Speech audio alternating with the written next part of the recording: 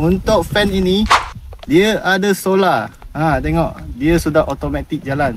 Kalau ada matahari, dia sudah automatik jalan.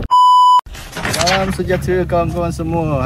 Hari ni kita mancing di tasik, tapi cuaca sangat panas.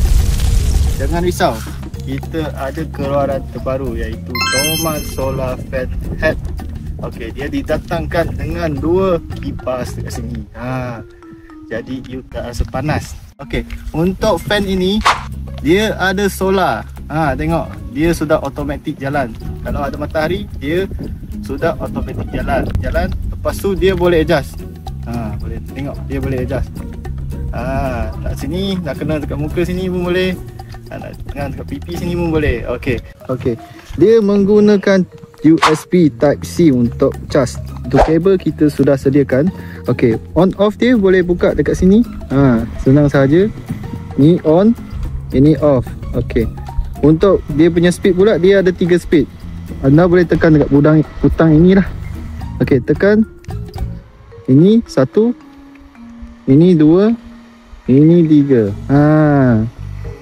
Ini kipas dia.